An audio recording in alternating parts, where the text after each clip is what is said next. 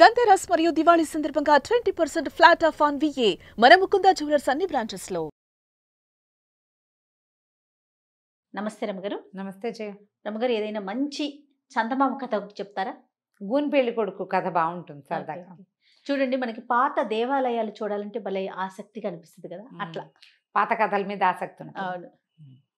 పూర్వం ఒక రాజుగారు ఉండేవారు, శూరసేనుడు. ఈ శూరసేనుడికి భార్య గతించింది, ఒక పిల్ల మాత్రం ఉండేది, ఇందుమతి అమ్మాయి పేరు. బాగుంది. ఇలా చాలా యాక్టివ్, అన్నీ తెలుసుకోవాలి పిల్ల.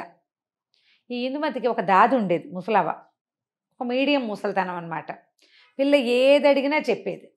అదేమిటి, ఇదేమిటి, ఇదేమిటి, దీన్ని ఏమంటారు, ఇది అక్కడ ఎందుకు లేదు. పిల్లలకు బోళ్ళని శంకలు వస్తుంటాయి కదా, అవునవును. అసలు శంకలు చాలా ఎక్కువ, ప్రశ్నలు ఎక్కువ. అయితే ఏమైంది, ఒకసారి తోటలో తిరుగుతున్నారు. పిల్ల ఒక 7 ఏళ్ల పిల్ల, అప్పటికి 7 ఏళ్ల పిల్ల తిరుగుతుంటే దానికి తొండ ఒకటి చెట్టు మీద పాకుతూ కనపడింది. దానికి బుడతలు, చిలకలు అవన్నీ తెలుసు. అదేమిటిది అది అని అడిగింది. అదేం చెప్పిందంటే, దీన్ని తొండ అంటారు, ఇది వరకు కొండలంత ఉండేవిటి అవి, అయితే భూదేవి వీటి బరువుని మొయ్యలేకపోతున్నాను అని బ్రహ్మదేవుడికి మొరపెట్టుకుంది. అందుకని అవి సైజు పెరగకుండా అంతే ఉండేలాగా చేశాడు. పుట్టినప్పుడు ఇంత ఉంటుంది, తర్వాత ఇంత అవుతుంది, అంతే ఉంటుంది. తొండ ముదిరితే ఊసర వెళ్ళి అవుతుంది అంటారు, ఊసర వెళ్ళి కూడా అంత అవ్వదు, అది కూడా అంతే ఉంటుంది అని చెప్పింది. చెప్పేసరికల్లా ఆ తొండని పుచ్చుకుని ఆడుతూ ఉండేది. పుచ్చుకునేది, పిల్లలు చిన్నతనంలో భయమే ఇది కదా. ఏం చేసింది, వాళ్ళ నాన్న మంత్రులు అందరూ కూర్చొని మాట్లాడుకుంటుంటే ఈ తోటలో నుంచి ఓ తొండ పిల్లని పుచ్చుకెళ్ళి ఆ చేతి మీద అటు ఇటు పోతే కిలకిల్లాడుతూ తీసుకెళ్ళి నాన్న ఒళ్ళో పడేసి, నాన్న అదాట బల్లి తొండ అవి మీద పడితే కంగారు పడరు, ఆయన లేచా అని కంగారు పడ్డాడు, గోలు పెట్టేశాడు. పిల్లడికి అంత చిన్న తొండకి భయపడతాం ఏంటి నాన్న, నీకు ధైర్యం లేదా అంది. ఆయన కొళ్ళు మండిపోయింది, కోపం వచ్చేసింది. కూతురు వచ్చేసరికి అలా కసిరేసాడు పిల్లని. కసిరేసి అది నిలదీసింది. ఊరుకోలే పిల్ల, చిన్నది కదా, ఇంతే ఉంది, దాన్ని చూసి భయం ఏమిటి అనేసరికల్లా ఆయన చిరాకొచ్చి, తొండ నీ అంత అయ్యాక చేస్తాను నీకు పెళ్ళి అన్నాడు. ఊరికే ఒక ఇరిటేటింగ్గా ఏదో ఒకటి మాటలు, నీ పెళ్ళి అవుతుంది, నీ పెళ్ళి అయితే బుద్ధి వస్తుంది, ఇలా మాట్లాడతారు కదా, అట్లా ఈ వాదనలో తొండ నీ అంత దయ్యాక పిల్లకి నీకు పెళ్లి చేస్తాను అన్నాడు. అనగానే మంత్రులు హాహాకారాలు చేశారు. ఏమిటి మహాప్రభు, ఇలా పిల్లని ఇంత మాట అంటారా, తొండ ఎంతే ఉంటుందండి, అది పెరగదు, తొండలు పెరగవు కదా, పిల్ల పిల్లలా ఆపుతాము, పైగా ఏదో చిన్నపిల్ల సరదాగా చేసింది అనేసరికల్లా ఆయన బిగిసిపోయాడు రాజు. నేను అన్నది మాట అంటే మాటే, ఫిక్స్ అయిపోయాడు. నేను అన్నాను కాబట్టి అంతే చేస్తాను అన్నాడు. ఈ తొండని కాపలాగాయండి, దాన్ని పెంచండి, అది పెరిగితేనే పిల్లకి పెళ్ళి. అయ్యో రామ, ఇప్పుడు ఈ పిల్ల ఎంత ఉందో తొండ దీనంత అవ్వాలి, అప్పుడే పెళ్లి చేస్తా. అయితే ఏమైంది, అయ్యో దాది ఏడ్చింది. అయ్యో పిల్ల ఇందుకు నీకు పెళ్ళి అవదే అమ్మా అని ఏడిచింది. ఏడిచి ఎందుకు అవదు, తొండ పెరగదు అంది. అనేసరికల్లా బ్రహ్మదేవుడి శాపం, ఆ తొండలు పెరగవమ్మా, ఇంతే ఉంటాయి అంటే, సరే బ్రహ్మదేవుడికి దండం పెడతాని రోజు బ్రహ్మదేవుడా నాకు పెళ్ళి అవ్వాలంటే ఈ తొండ పెరగాలి అని దండం పెట్టేది ఆ బొడ్డది. పెడితే పెట్టగా విచిత్రంగా ఈ తొండకి ఏదైనా ప్రాబ్లమో లేకపోతే బ్రహ్మదేవుడే ఇది ఈ పిల్ల మొర విన్నాడో తెలియదు, కానీ ఆ తొండ ఇంత పెరిగిపోయింది. అది పెరిగేసరికల్లా బాగా పెద్దదైంది, తొండ పెద్దదైపోయింది, పిల్ల పెద్దదైంది. పిల్లకు 14 ఏళ్ళు వచ్చాయి. 14 ఏళ్ళు వస్తే పెళ్లి చేస్తారు కదా, 15 ఏళ్ళు వస్తే అబ్బో పిల్ల పెద్దదైపోయినట్టు. సరే అక్కడి నుంచి మంత్రులంతా చూసుకుని, మహాప్రభు అమ్మాయికి స్వయంవరమో కళ్యాణపు పత్రికలు పంపటమో చేయొచ్చు, తొండ బాగా పెద్దదైందండి అన్నారు. అనేసరికల్లా రాజుగారికి ఆయన అనేసాడు, కానీ ఒక 6 నెలలు పోయేసరికి ఆయనకే దిగులు పుట్టింది. అయ్యో పిల్లకి పెళ్ళి కాదు ఎట్లాగరా దేవుడా అని. కొంచెం తొండ పెరుగుతుంటే సంతోషపడ్డాడు. ఇంత మటుకు వచ్చాక ఏమన్నాడు, సరే ఆ తొండని చప్పి దాని గుండెని చీల్చండి, గుండెని తీసి బయట పెట్టండి, అది ఏ జంతువు గుండో ఎవడు చెప్తాడో వాడికిచ్చి నా పిల్లనిచ్చి పెళ్లి చేస్తాడు. తొండ గుండెకాయని తొండది అని ఎలా గుర్తిస్తారు, దిక్కుమాలిన ఇది కదా, పిచ్చిరాజు. అక్కడి నుంచి ఏం చేశారు, ఈవిడ మళ్ళీ బెంగ పెట్టుకుంది దాది. అయ్యో ఇలా కుదురుతుంది, తప్పు, ఇది చేయలేరు. సరే ఏమనుకుంది చూద్దాం, ఆలోచిద్దాం అనుకుంది. తొండని చంపేశారు. చంపేసి దాని గుండె చీల్చి దాని గుండెకాయను ఒక గాజు పెట్టెలో భద్రం చేశారు చెడిపోకుండా. అక్కడి నుంచి దేశాల రాజకుమారులకి కబుర్లు వెళ్ళినాయి. వచ్చిన రాజకుమారులు అందరూ సూపర్లు. ఈ మన దాది ఒక్కోడిని రాజకుమారిని అట్లా చూసొచ్చి చిలకలగుట్ట రాజకుమారుడు ఎంతో బాగున్నాడు, మన ఇందుకి సరైన జోడి అని అనుకుని తనకి అంతఃపురంలో పనిచేసేందుకు 4 గూనివాళ్ళు ఉన్నారు. అంతఃపురంలో ఆడపిల్లలు ఉండే చోట తృతీయ ప్రకృతుల్ని కానీ అవును. గూని అవిటి అలాంటి వాళ్ళని కానీ అవయవ లోపాలు ఉన్న అవయవ వాళ్ళని. లోపాలు ఉన్న వాళ్ళని, కళ్ళు సరిగ్గా కనపడని వాళ్ళని, తేలిగ్గా పనిచేయగ అలా పెట్టుకునేవాళ్ళు. ఈ గూని వాళ్ళల్లో ఒకరిని పిలిచి, ఒరే గూనివాడ గూనివాడ, నువ్వు ఒక పని చెయ్యి, మరి చిలకలగుట్ట రాజకుమారుడు ఉన్నాడు, అతని దగ్గరికి వెళ్ళి ఈ గుండె తొండది అని చెప్పు. అతను చెప్పేస్తాడు. మన రాజకుమార్తెకి వాడికి పెళ్ళైపోతుంది, పిల్లకి పెళ్లి గండం లేకుండా తప్పిపోతుందిరా, చిన్నప్పటి నుంచి బెంగ పెట్టుకున్నాను అంటే గూనివాడు నీకు బోల్డ్ అంత డబ్బిస్తా, నీకు ఏది కావాలంటే అది ఇప్పిస్తా, అసలు రాజకుమార్తో పాటు మనం వెళ్ళిపోదాం, ఆ రాజ్యం ఇంకా పెద్దది, హాయిగా ఉండొచ్చు, అరణపు వాడంటే మనకేం పనులు ఉండవు, మన పిల్ల పనులే మనం చేసుకోవచ్చు అని వాడిని ఒప్పించింది. ఒప్పుకున్నాడు. వెళ్తానని చెప్పాడు, కానీ వాడు వెళ్ళల. ఇప్పుడు రాజకుమార్తెని పెళ్లి చేసుకునే ఏకైక రహస్యం ఏమిటి? ఆ డబ్బాలో ఉన్న గుండెకాయ తొండది అని చెప్పడం. ఆ రహస్యం చెప్తే చిలకలు గుట్టవాడెందుకు, తన్నైనా చేయాల్సిందే పెళ్ళి. నేనే చెప్పి రాజు నవ్వచ్చుగా, కొత్త రాజుగారి ఇంట్లో గూని పనివాడిగా నేను ఎందుకు ఉండాలి అంతఃపురంలో? రాజు ఎవరికైనా ఇచ్చి పెళ్లి చేస్తాడు, అది నేనే చెప్పాలని భావించి వెళ్ళకుండా ఊరుకునేసరికల్లా మర్నాడు సభలో అందరినీ కూర్చోబెట్టారు, ఆ గుండెకాయ తీసుకొచ్చి అక్కడ పెట్టారు. ఇది ఏ జంతువుదంటే ఎవ్వరూ చెప్పలేకపోయారు. ఈ గూనివాడు అన్నాడు, మహారాజా నేను కూడా ప్రయత్నించచ్చా అంటే, ఎవరైనా ప్రయత్నించచ్చు అన్నాడు. నువ్వు పనివాడివి, నువ్వెందుకు ప్రయత్నిస్తావు అనలా.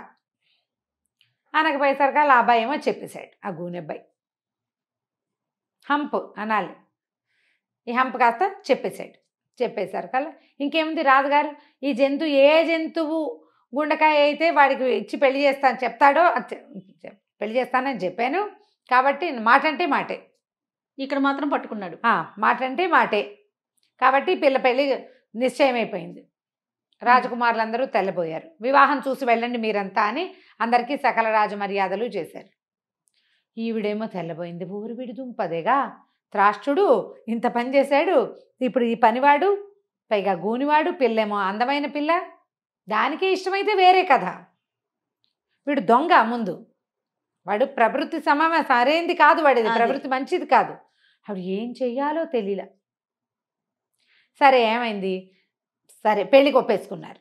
ఈ అంతఃపురంలోకి గూనివాడు వస్తుంటే ఆ మిగిలిన ఫ్రెండ్స్ ఉన్నారుగా, వాడికి మొత్తం 4 కదా, వాళ్ళందరూ నన్ను అడిగారు, ఏరా నువ్వు రాజకుమారిని పెళ్లి చేసుకుంటున్నావు, మరి మాకు తగిన బహుమానాలు ఇవ్వు, మనం అందరం స్నేహితులం కదా అనేసరికి, నేను రాజు అవుతున్నాను, మీతో నాకు స్నేహం ఏమిటి, పోపోండి అన్నాడు. పొమ్మనేసరికల్లా వీళ్ళు ముగ్గురు బిక్కమొహాలు వేసుకుని యువరాణి దగ్గరికి వెళ్ళారు. మరి మా స్నేహితుడు మిమ్మల్ని పెళ్లి చేసుకోబోతున్నాడు యువరాణి, మరేమో మాకు ఏమీ ఇవ్వనన్నాడు, ఏమి ఇవ్వను, అసలు మిమ్మల్ని ఉండనివ్వను భూమి మీద అన్నట్టుగా మాట్లాడేశాడు, మరి మీరు ఏదైనా మాకు ఇస్తారా అని అడిగేసరికల్లా ఈవిడేమంది, వాళ్ళతో పెట్టుకోవద్దు, నా పెళ్ళి అవనివ్వండి, నేను మీకు కావాల్సినవి ఇస్తాను, మిమ్మల్ని మా దగ్గరే ఉంచుకుంటామని చెప్పింది. ఇంతలో ఏమైంది, మాటల సందడి వినపడుతోంది. రాజుగారు పెళ్లి కొడుకు అంటే ఆ హంపబ్బాయి ఇద్దరు వస్తుంటే ఈవిడేం చేసింది, అంతఃపురానికి ఈ అమ్మాయి ఉన్న గదికి ఒకటే తలుపు ఉంది, వీళ్ళని ఇంకో చోటకి పంపలేక పెద్ద భోషాణం పెట్టుంటే, ఒరే మీరు ముగ్గురు ఇందులో దాక్కోండి, మా నాన్నను అతను చూశారంటే ఏమంటారోను అని ఎక్కిచ్చింది, మూత పెట్టేసింది. వాళ్ళిద్దరూ లోపలికి వచ్చారు. రాజు ఆడిన మాట తప్పకపోవటం, ప్రజల్లో అందరిలోకి మనకి ఎలాంటి ఇవి ఉంటాయి, గూనెబ్బాయిని పెళ్లి చేసుకోనని అది నేను అనకూడదు, పతివ్రత ధర్మాన్ని పాటించాలని కూతురికి 1 గంట బోధించాడు. మనం చెప్పాం ప్రజల్లో ఒకటేసారి, మనం అందరికీ ఏమిటి వాళ్ళందరి ముందు ప్రమాణం చేశాను, ఆ ఏ జంతువు గుండెకాయ అని ఎవడు చెప్తాడో వాడికి ఇచ్చి పిల్లని పెళ్లి చేస్తానని, కుంటి గుడ్డి గూని ఎవరన్నా సరే వాళ్ళకి ఇచ్చేయాల్సిందే, కాబట్టి నువ్వు నా మర్యాద కాపాడాలమ్మాయి అని కూతురికి నచ్చ చెప్పాడు. సరేనంది. ఇద్దరు వెళ్ళారు. వాళ్ళు వెళ్ళడానికి 1 గంట 2 గంటలు పట్టేసరికల్లా సరే భోషాణం పెట్టి తీసింది. వాళ్ళు వెళ్ళాక ఆ లోపల కూర్చునున్న ముగ్గురు ఊపిరాడక చచ్చిపోయారు. నిర్ఘాతపోయింది రాకుమారి. ఏమిటో వీళ్ళకి హెల్ప్ చేద్దామనుకుంటే వీళ్ళు కాస్త పోయారు, బహుమతులు ఇద్దామనుకుంది. ఇప్పుడు ఏం చేయను, గబగబా దాదిని పిలిచింది. దాది కొంప మునిగిపోయింది, ఇదిగో చూడు ఇలా అయ్యింది అని చెప్పేసరికల్లా సరే దాది ఏం చేసింది, నువ్వు మాట్లాడబాక, తెల్లవారే లోపల వీటి సంగతి చూస్తాను నేను అని చెప్పేసి ఒక శరీరాన్ని బయటికి తీసింది, ఒకటి బాడీని తీసి ఒక గోను సంచిలో మూట కట్టి అక్కడి నుంచి సముద్ర తీరంలో ఉండే ఒక జాలర్ అబ్బాయిని కేకేసుకొచ్చింది.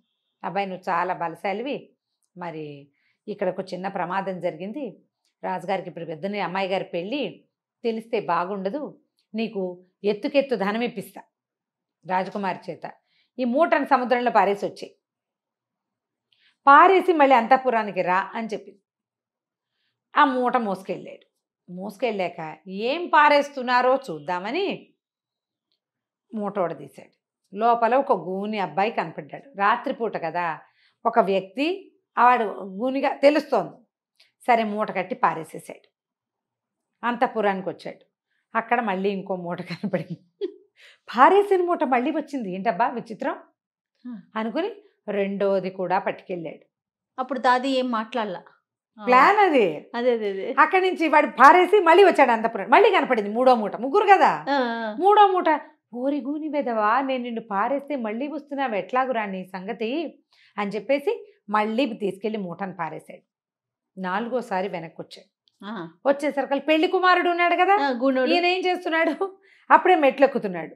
మెట్లెక్కుతుంటే ఈ బలాఢ్యుడైన జాలర్ అబ్బాయి ఏమనుకున్నాడు, హౌరవురా 3 సార్లు మూట కట్టి పారేసిన మంచి బట్టలు వేసుకుని వెళ్తున్నాడు గూని మీదవా, వీడి సంగతి చెప్పాలని ఏం చేశాడు, వెనక నుంచి అధాటన కొట్టాడు ఒక దెబ్బ. వాళ్ళు చంపితే చావట్లా, నువ్వు నా చేతి దెబ్బకి చావకేం చేస్తావు, నేను ఆంజనేయ స్వామి భక్తుణ్ణి అని చెప్పి నా ఫటాఫటా కొట్టేశాడు. కొట్టేసరికల్లా అయిపోయింది. పక్క నుంచి చూస్తోంది కొట్టడం. ఏమిట్రా నాయన ఇంత పని చేసావు అనేసరికల్, కాదు బామ్మ అది నేను 3 సార్లు పడేసాను, మళ్ళీ వచ్చాడు, వీడి సంగతి చెప్దామని నేనే కొట్టాను, నీ వల్ల కావట్లేదు, వాడు వచ్చేస్తున్నాడు, పట్టు సంచి పట్టరా వీడిని కట్టేద్దాం. కట్టేసి తీసిపోయాడు. పడేసి ఈసారి వచ్చాక ఏమీ లేదు. ఇప్పుడు 4 బాడీలు వాడు పారేశాడు. కానీ వాడు పారేసింది ఏంటి, ఒకటే అని వాడి భావన. ఓహో ఇప్పటికీ కూడా మరి అంతేగా, వాళ్ళు నలుగురని వాడికి ఏం తెలుసు. అక్కడి నుంచి వాడికి డబ్బులు ఇచ్చి పంపేశారు.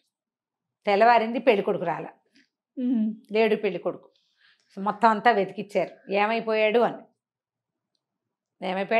అని వెతుక్కున్నారు. వెతుక్కుంటే దాది ఏం చెప్పిందంటే, మీరు ఆ బాయికి ఇద్దామనుకున్నారు, వాడు ఆనందంతో ఎగిరి రాత్రి మద్యం తాగాడు, మెట్లు జారి పడిపోయాడండి, పుసుక్కుని పోయాడు, వాడి ప్రాణం ఎంత, పెళ్ళైతే చేద్దామనుకున్నాం కానీ అప్రదిష్ట మనమే ఏదో చేశామనుకుంటారని నేను సముద్రంలో పారేయించాను, కాబట్టి వేరే పెళ్లి కొడుకు ఇచ్చి పెళ్లి చేస్తున్నామని చెప్పేద్దాము, అతనే వద్దన్నాడని ఒక ఉత్తరం రాసుకుందాం మనమే. నాకు తెలిసిన విషయం చెప్పాను కానీ రాజకుమారిని పెళ్లి చేసుకునే ఉద్దేశం లేదు, అమ్మాయిని అనురూపమైన వరుడికి ఇచ్చి పెళ్లి చేయండి, ఇది నా అనుమతి, పోటీలో గెలిచిన వాడిగా ఇది నా అనుమతి అని ఉత్తరం రాయించి ఇగో పెళ్లి కొడుకే రాశాడు అని చెప్పి చూపించేశారు. అదే కదా. అక్కడి నుంచి చిలకలగుట్ట రాజకుమారుడు మన ఇందుకు సరిపోతాడండి, ఆ పిల్లాడికి ఇచ్చి పెళ్లి చేసేయండి అని వాళ్ళు ఒప్పుకున్నారు. అమ్మాయికి నచ్చిన వాడికి ఇచ్చి పెళ్లి చేయాలని. అమ్మాయికి చిలకలగుట్ట వాడు బాగున్నాడమ్మా అని దాది నాన్న ఇద్దరూ చెప్పారు. చక్కగా ఇందుమతి స్వయంవరం అయిపోయింది. నలుగురు కాస్త అత్యాశ పడ్డందుకు, ఒకడు ఆశపడ్డందుకు పాప మిగిలిన వాళ్ళు కూడా పోయారు, వాళ్ళు ముగ్గురు కూడా పోయారు. ఇది హాస్య కథగానే తీసుకోండి కానీ అంతకంటే ఇంకో రకంగా ఆలోచించండి. అంతే కథ కంచికి. చాలా బాగుందండి, దాది ఐడియా సూపర్. అదే రైట్ రమ్మ గారు, నమస్తే. నమస్తే.